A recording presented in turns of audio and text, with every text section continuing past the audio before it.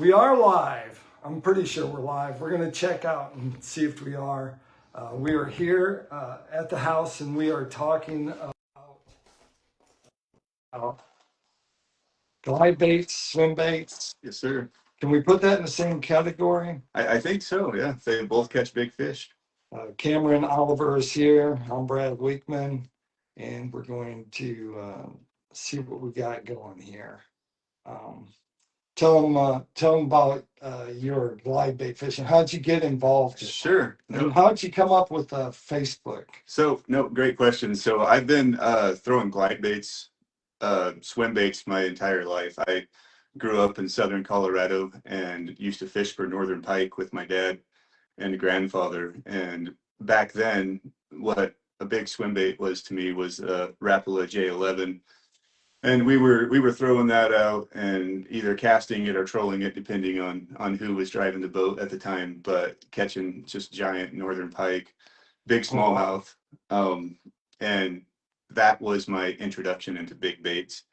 My grandfather actually is the one who got me into really big baits. He had these balsa made suckers. I mean, no joke. They were 12 to 14 inches long. They weighed a ton, and we'd cast them out there and just slow roll them in. They were triple jointed. They had big wires on them. Like he literally had them custom made by some guy, and we would catch 40, 45-inch northern pike, and it was quite the adventure.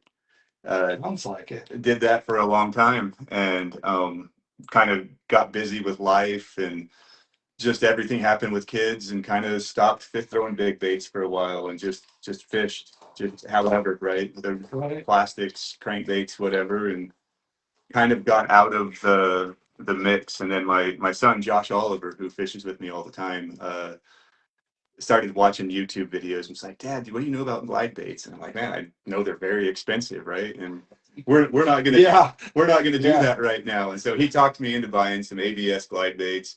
Went out on Beaver Lake here, started catching some 2.5, 3 pound bass pretty regularly, and I was hooked again. And ever since, I've never put down a glide bait. How'd you come up with having a Facebook like that? So tell us what the name of the Facebook is. Yeah, no, NWA glide bait or glide and swim bait fishing. Right now, I think we're sitting at just a hair over 100 members, looking to grow that. Whole purpose of it is nothing more than just trying to get like-minded people together that like throwing big baits, and Right. here in Northwest Arkansas, surrounding regions, and just talk, right, and grow a community, and see if we can all learn something from each other, educate. All right. So if you're watching this, give us a thumbs up. If you have a question, you can ask us that question. We may not have the answer. We may not have the right answer, but we'll have an answer for you. So we're going to keep rolling. So show them you brought some stuff. So there's different sizes when it comes to glide baits. And so what I grabbed out was this glide bait right here. And so this is the one we've been catching a lot of fish on.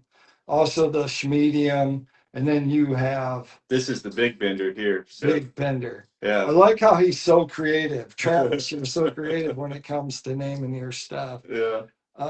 But that's So what is that? gives That's a you 5 inch. this is 5.5, Yeah. I believe. I believe Yeah. this is 9, right? So 9. yeah. Yep. And I didn't bring my medium, but it's So- somewhere. It's the middle of these two right here. So the difference when you start looking at swim baits is what are you going to throw them with? Right. And so when you start with the small ones, and there's a lot of companies that have small ones, you can basically use any pitching stick Spinner for bait, this. right? Yeah. Yeah, jig rod, or if Yeah. you have another one is like a chatterbait rod. Sure. Works really good because they usually have some tip to it, but then they got a lot of backbone because you're around grass. And then you move up to things like this right here. We may never get this out of her thing, but Yeah, that gives you an idea between the lures, the size. And so you have to upgrade your tackle to start throwing that.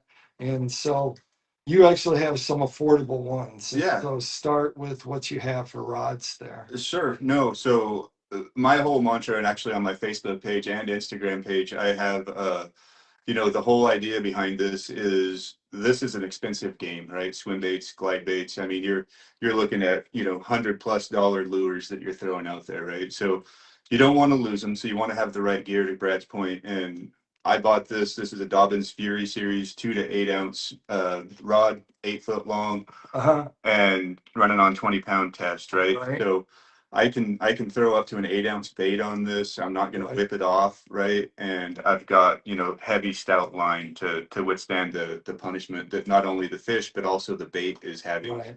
Because I tell you what, it is and I'm sure, Brad, the hollow feeling when you go to cast and you hear snap and your $100 lures flying through the air, and you're going, oh my God, how am I going to explain that to my wife, right? That the fish didn't take it, I threw it out and I donated it to the lake, right? And if you find a schmedium out on a boat dock, I actually threw one in the middle of the lake. Okay. So, but that was back when the water was higher. Mhm. And so you have some carbon lights that are Yeah. 139. I do, yeah. 139 at Bass Pro Shop. Yeah. And these are rods that he's had and he's used. And is that the one that has the 10-year warranty? Yeah, 10-year warranty. Okay, 10-year warranty. It's a carbon light, Johnny Morris series. 1 to 4 ounce. Yeah. It's only because B&M Poles doesn't have one yet. But once they get, no, they usually make crappie rods and catfish rods, Yeah. and brim and trout. But as that goes, 10-year warranty, that's a long time. Yeah. I will probably get one of those and let my clients use them. Mhm. So that was kind of the gist. Somehow I knew Travis. I don't remember how I ran into him. We do have to say hi to Lance and John because they're watching. Guys. Lance, look at this, as big as a crappie. I know that the different rods that we have. Lost my train of thought. Where was I going?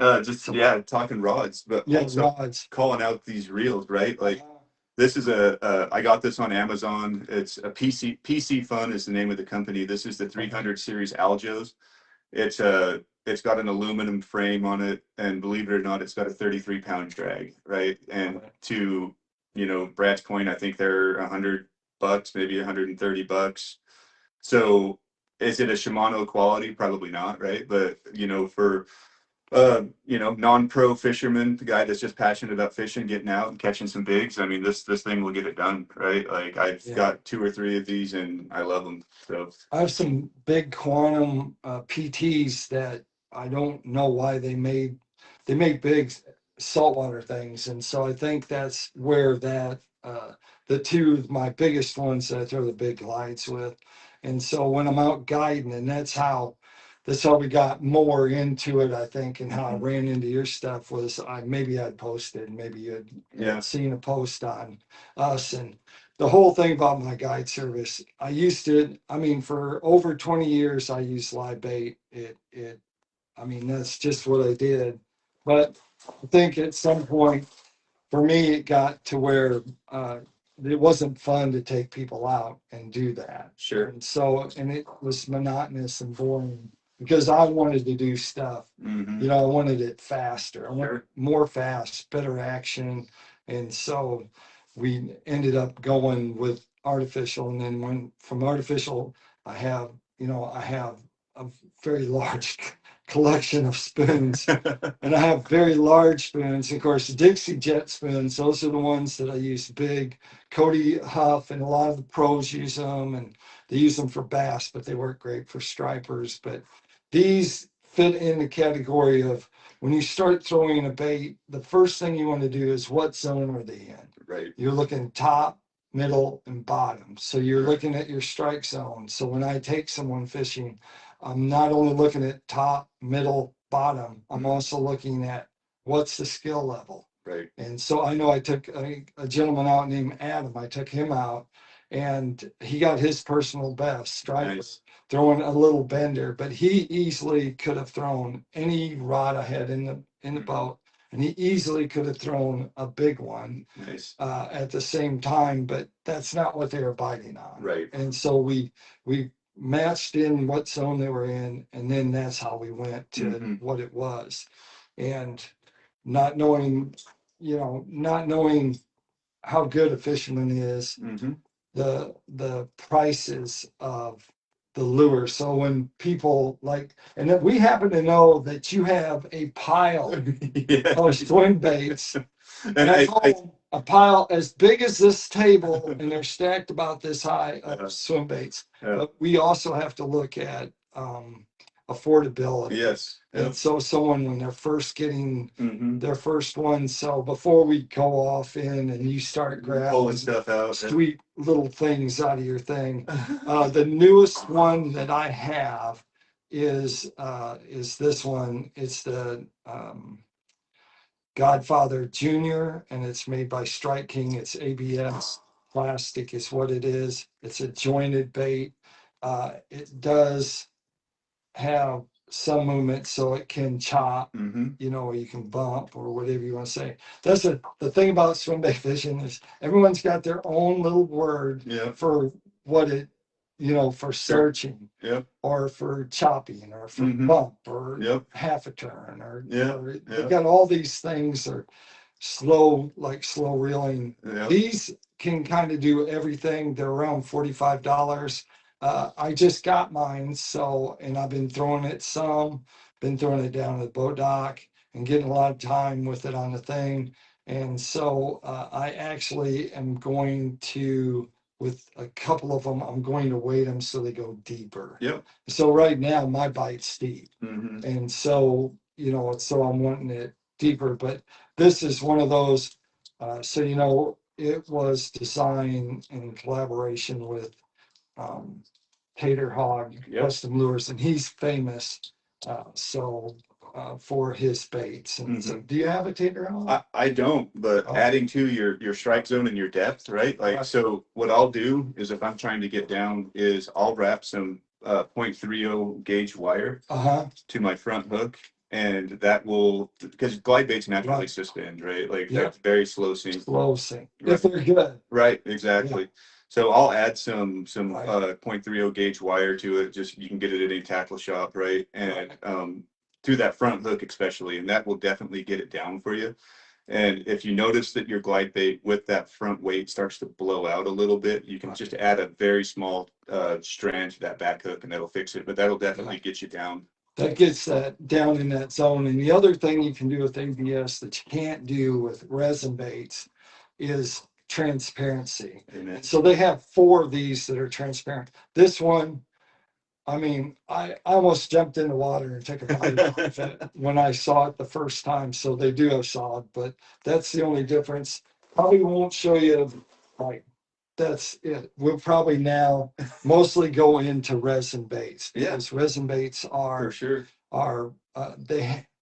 they act different in the water Mhm. because they're a different material. So to first get into it, an ABS might be what you start with. Yeah. And then you jump into like the little vendor's $100. The medium is 129.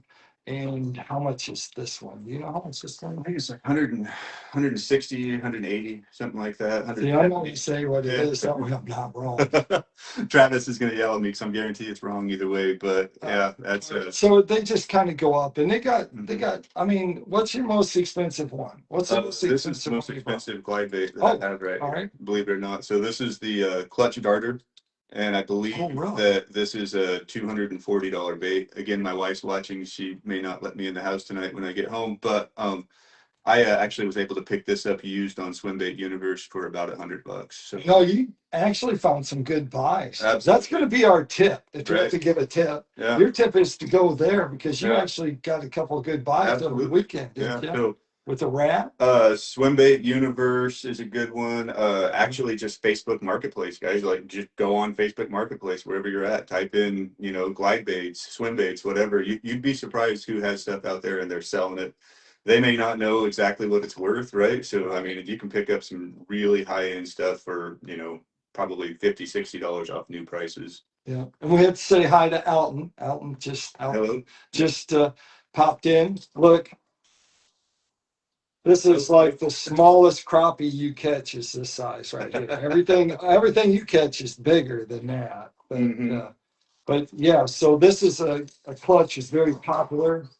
Mm. Actually a very popular bait, I think. Very That's popular. on there. So it looks like And that is the clutch darter. So it's extremely choppy. You can't slow reel that in. I mean, Yeah. it's a very aggressive, pop bait. You can see the joint. Yeah, so the joint, once again, when you start talking swim baits and you pick one up, and even if you don't know what brand it is, if you see what this joint is, it's going to tell you if it's a chop, Right.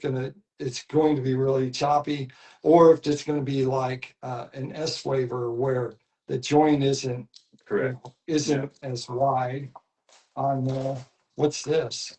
So that is the Mike Bucca.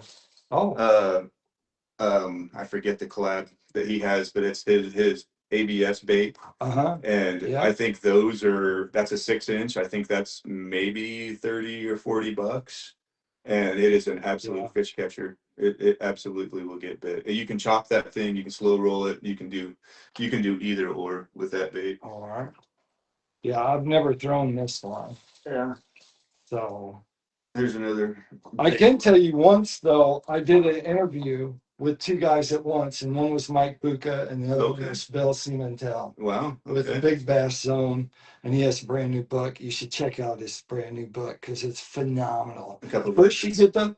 get his first book, BBC one, which is Big Bass Zone, Okay. and then you get the next one, which is this next one. You can get that on Amazon, and it's like the next step. I don't know what the title is. It's like book 2 or whatever, it's on there. And I took notes. Okay. Rarely do I take notes when I read a book. All I right. took notes so that I could see it again. Nice. It's just that it was that good. Have to check it out. Yeah, Yeah. for sure. So what's this? That is a big Cetus. That's a 9 inch bait. Reason I pulled it out is because you had mentioned the joint, right? Like, Yeah, see the joint is not. right. So this is more, are they gonna qualify this as a swim bait, or is it gonna be like So- an S waiver? So it's a glide, right? Like Uh-huh. you can chop that bait. It's a super Right. wide glide bait. Based out of Oklahoma. Ryan Biggs is the owner. He's a Right. super good guy. Huh. One thing to call out though with that bait is Let you hold that. so you see the back end of these glide baits, most of them all have a pin right Right, here. yeah, So you can pull that pin, adjust the screws on there to make your bait more choppy, or to Right. your point, tighten the joint up so it's not going to Right. really chop at all. So something that a lot of people don't know, entry people level on glide baits, that always watch on your resin baits to see if there's that pin, and Right. you can adjust it to however you want to fish it. and resin really, like a resin bait seems to have a life of its own. Correct. Like Yeah. literally kind of Mhm. like it's got life that they pushed into it. And that's kind of the difference on the thing. Do you like the brush tails, or I do. how about these So tails? every builder has their own preference on that. I really like the brush tail, like the ones Travis here was on the Bent Right. Hill Customs. I think that's a phenomenal tail. It adds a lot of stability to the bait. Again, it's preference. The Buka baits, with the trick sheds, he likes that rubber tail, and it works Right. good for that bait. It definitely flows in the water. Well, there's no doubt they all pretty much work, I think, Yes. but some work better. And so, it does to explain the reason why I believe they work is because they can imitate a large shad or Mhm. large like gizzard shad. Yep. We don't have as many threadfin shad that Mhm. are over that 5 inch size thing. Mhm. But when they come back, they're making that motion, and if you raise your rod tip, if you can get that Mhm. V weight going inside there. These are all lures that are all accessible and getting, Mhm. and it comes down to a price point. What else you got inside? I I see some I got- build. You have some build ones in there, I do, yeah. which is different. The ones with build, I Mhm. don't exactly know. I think I called one the other day in front of some expert and called it a build glide bait, and he said it was not. So And here's so I here's a went wake to- bait, right? That's another Buka wake bait. So that's going to stay on top of the surface. Yeah, well, And that's bad in the bone. yeah, no, it swims really, really good. I like that. It's got a good size profile to it. Right. And That's how big that is. it is going to, that's a great bait to throw in my opinion. I know a lot of people argue with me, but in low light conditions, right? Like early morning, evening, even at night on a full moon, that bait is absolutely going to get smashed. That right there is crazy. Mm-hmm. Look how thick that is. That's over an inch thick. Yeah, for sure. Hmm, Yeah. that's a big. So you prefer clips, So snaps, and not on a swivels? on a smaller bait that size, yes, I do. Use what? I'll use a clip. That one there, I forget the brand of it. I try to use an owner a clip, which is I think a size 4, which is 90 pound, right? Right. Because especially fishing out here on Beaver, the opportunity to catch a big striper, right, is there, and Yeah. you certainly don't want to have it straighten out, which some people say they will. But if I'm throwing a big bait, right, I want to have a ring, right, on Ring there. on it. Yeah. Yeah. I And prefer rings on all mine. it just adds motion, right? Like Yeah. it makes it easier to fish, right? It So- adds motion, and Mhm. the other thing is with that is there's friction if you tie, literally, if you Amen. tie Yeah. to this section of it, you're to the nose. That right there will go back and forth. It literally goes back and forth, and that causes friction that makes your knot weak, I believe. And it on a snap, when you have a snap, then that snap guides it around, and that makes a difference, I believe, in there. So uh, that's that one. First, you got to have rats. Yeah, got to have a rat, right? Like, and so this one again, budget buy, right? Picked up this Yeah. the Savage Gear rat. Paid Oh, $10 for it. Yeah. I don't know what they are. I got this at the Tulsa or the expo at Grove Right. last weekend, and this is just another fun little bait, right? But I mean, bass definitely will eat this. It's got that long tail that flops around back there. Again, for me, I'm going to throw this in low light conditions, or maybe after a heavy rain, just maybe with the lakes elevated along some green brush, right? Is what I would look for throwing this. So Oh. people definitely eat them. Our bass, I should say, bass definitely eat them. Yeah.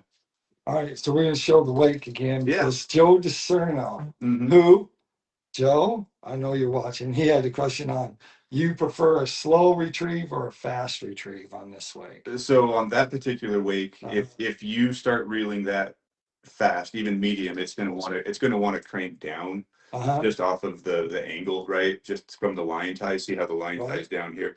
The line tie is middle. I think that you could probably speed this a little bit better. Right.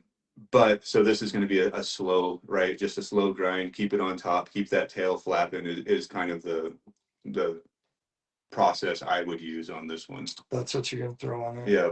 All right. So, Now they do have, right, and I'm not going to say who, right, but someone that both Brad and I are very fond of has a multi-joint big bait, right, that stays on top very, very well, and it's the real deal. And pick one up. Hopefully, do some content on it here pretty soon. yeah, they will probably be able to see some video on that. Awesome. That's coming out. Yeah. So that'll help. I have a lot of videos that I've put out with these, and actually the whole thing behind like my guide service is to have the person cast, reel, retrieve, set the hook, Yes, sir. and catch them themselves. Yep. Not, it's a very engaging, very interactive. And at the end of the day, if you throw the medium, or you throw one of these you throw one of these all day, you will be tired. Yeah, you're at the end of the already day, tired. but you also have an opportunity to catch the biggest fish of your life, and you've caught it yourself. No one else has caught it. No one else has set the hook on it, and so that makes it very exciting type thing. And so these baits are all of them have a purpose, Mhm. and so that's the reason why we have a whole bunch. Yeah, You for got sure. more. Yeah. I didn't bring my rats out. I will have to give a shout out, and he may not be watching it, but Brad Knight at one time had, he would have put your collection to shame. Oh, I bet. Yeah. Seriously. So Brad Knight, because I traveled with him and I did some pre-fishing and we had a great time back in the day. He actually won the FLW on Lake Washita, Okay. the championship. And so he had some phenomenal ones. Wesley Strader, I think I also went with him. He was throwing, I think, a massive rat one day. Massive. And I mean, the followers he had in, I bet. the Tennessee River, Mm-hmm. you know, that's a different fishery compared to Beaver Lake. Sure. Like there's a lot of larger fish, Mm-hmm. you know, that live in the Tennessee River Valley, that whole river system. They have grass Mm-hmm. and they have just monstrous fish. But for Beaver Lake, these work quite well Absolutely. out there today. You know, catching some on it today, some Yeah. fish on it, and I think it's really on kind of the edge of. It's actually on the edge of where the bite's good. You've lived here a while. Yeah. I mean, so what's your So I guess, thoughts on that? in my opinion, right, and if my son Josh is watching, he's gonna laugh at me. But when he and I go out, I will have probably 4 or 5 rods, all with glide baits tied on. I'll have a little bender, I'll have the medium bender, I'll have the big bender, and maybe a wake, something along those lines. But my goal is I'm always going to here, even on beaver, right, where maybe we don't have, a lot of 8 or 10 pound bass, right? Like I'm always going to start throwing the big bait first. That's my goal. I Right. want to see, again, like you said, I'm fishing for my PB, right? I'm Right. fishing for the biggest fish I can catch. And Uh-huh. in my eyes, I'm going to do that on a big bait, right? Now, if I'm only getting followers, not getting committed, then I'll start to size down. And by doing that, maybe within the first 45 minutes or hour, just depending on what the bite is on the big bait, and start to catch some fish, right? And then Yeah. dial it in. Now, and you would know this probably better than me, but as the day goes on, I think that the fish kind of look for a different size of bait too, right? I mean, where the sun is, again, there's probably a million different explanations for a good pro fisherman or guide like you versus me, but I think that you change the size up throughout the day and you continue getting bites. Maybe size, maybe I'm learning a lot about shadows. Shadows playing a massive part on how the fish see and how you present it. You know, the thing I learned and I already knew, Bill Simontel always says, you know, if you cast from shore and bring it in, you've if the fish follow, you have followers. When they stop following, they'll go back to that point. They'll go back to where they were. But if you're in your boat and you pull them off of that, then they just go helter skelter and they go everywhere and they don't, like the majority of them seem like they don't go back. So when it comes to size and having a shadow and doing the presentation, the first thing I'm going to worry about is it in the right strike zone? Sure. Because even if I got one that's too big, I mean, Mhm. let's face it, we've all caught a bass, and in that bass's mouth, he's got something this big in his mouth already, or down in his throat. Yeah. He's got this tail sticking out, and he's still trying to eat this one. Yep. And so I always look at, you got to get it in the strike zone. Yep. That placement that's inside there. There's a lot of little small things I think that goes along with it. But, you know, as I've done more and more, probably since the start of November, this was a perfect year for me. We spent lots and lots of days just throwing the swim bait. Like today, I took 4 swim baits so I could get time with the four of them. I know from small to a bigger, and then also with the ABS to try and get some more time on it. We're to the point where the fish that we're catching are very healthy, Yep. like super healthy. They've got really good color, and the river arms are still, the river arms are still a good place to go. I know people are catching them up north. I mean, you can catch them anywhere. Mhm. It's where the fish are. Right. Like where the fish are is the key to that. And then getting it down to the right place. And then everything from there just comes to like landing them. And like literally, I should post that one from yesterday, my biggest fish yesterday, over 5 pounds. I went to boat flip it, had both hooks in its mouth, and it was a good sized bait. Both hooks in its mouth, and then when I went to flip them, I had to mess with the video camera so people could see it. But when I did that, and then I came back to flip them, he just came up. But I'm boat flipping 5 pounds. Yeah, hell yeah. And so the thing is, it seems like, and when you listen to people and you watch people um, fish swim baits, if they're really good, they'll talk about just get them up, Yeah. reel them in, and get them in the boat. Don't fight him, right? Like, No fighting, and there's no fighting, and there's no like most of the if you're by yourself, Mhm. it may just be one of those things. My boat Vexus kind of sits low in the back end, and so literally I can flip them back Yeah, there. you're only coming out of the water this much. Not Yeah, much, yeah. and then that's just seems like the best thing, because then you don't have to worry about getting the hooks out of Right. the hooks out of the net, but which takes forever. Right. yes, it Yeah. does. It does. But anyway, if you have some more questions, you can just type them in here and let us know, and then we'll probably do another one in like another 3 weeks or a month. We'll see when we get back. Yeah. And I know I'll be at the Bassmaster Classic. I'll be at Red Crest. Major League Fishing is going to be here on the lake. And so we'll have some opportunities to take some pictures and also to talk to some of the pros Mhm. and get some stuff from them and get some content that I'll post, and you'll share it over to the Absolutely. page. Yeah. Make sure you go and you become a follower on NWA Yeah. Glides and Swim Baits, and so everyone's welcome.